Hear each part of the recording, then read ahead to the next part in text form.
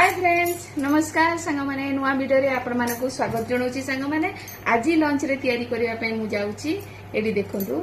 दही भेंडी करके आपण मानकु देखेबी आपण माने तो करूथबे दही भेंडी के केमती करूछनी मु को प्रकार करबी कोन कोन सामग्री नेबी से जिंसटा आपण मानकु देखेबी चलंतु एबे स्टार्ट करिबा दही भेंडी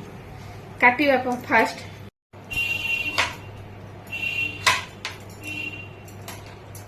देखंतु एई भलिया लंबा लंबा काटी दही बैगण रे लंबा ही काटिले टेस्ट लगे खाइबा पई लंबा ही कटा हुए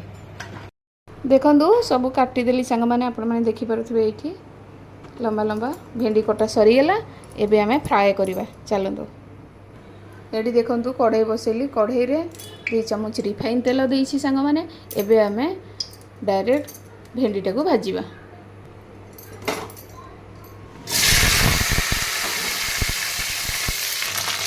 देखो हाफ चम्मच लुण पकईदेवा हाफ चम्मच हलदी गुंड पकईवा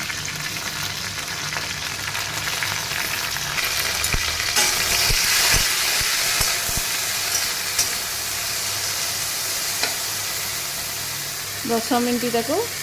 घोड़े बसैवा सांग माने देखंतु सांग माने 10-15 मिनट पर मु आपण मानकु देखौछि भेंडी भजा हो गला एबे हमें भेंडी को गोटे जगह काटिदेवा ये देखिपारे बहुत बढ़िया भाजी आ पूरा नाली करें नाली कले भल लगे बेसी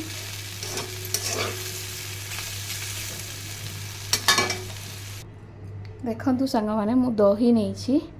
ये देखिपे 3-4 कप दही नहीं दही को भल भाव में मु मिक्स कर देछि माने जेमती आउ बिंडा रहबनी से भलिया पूरा एमती भी पूरा देखंतु एमती कर देछि एबे एथिरे हम कौन करवा जीरा गुंड 1 चम्मच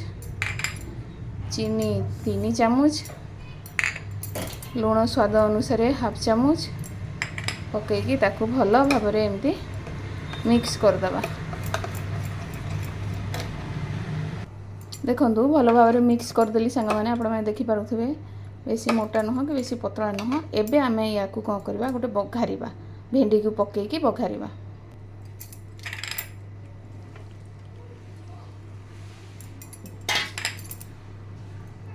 देखंतु भल भाव में ताकू एबे मिसई दवा एमिति दही रे पकई दवा भेंडी टाकू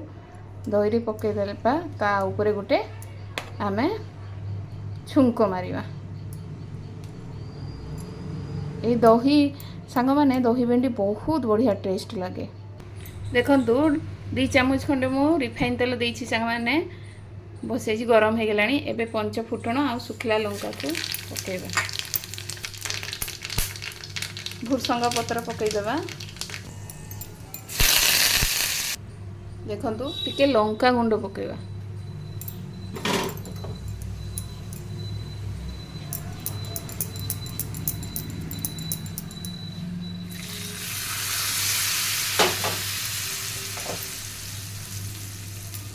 हे गेला संग माने हमर दही भेंडी छुंक देखंतु बहुत बढ़िया हेछि आ बहुत बढ़िया टेस्ट लगे चीनी टिके पकेबे आपण माने जदि चीनी खाऊ नथिबे पकेबेनी सेमती किछि नुह बाकी चीनी टिके पकेले तार मीठा लगे आ बहुत बढ़िया टेस्ट लगे सांग माने देखि पारुथे मोर रेडी हे गेला दही भेंडी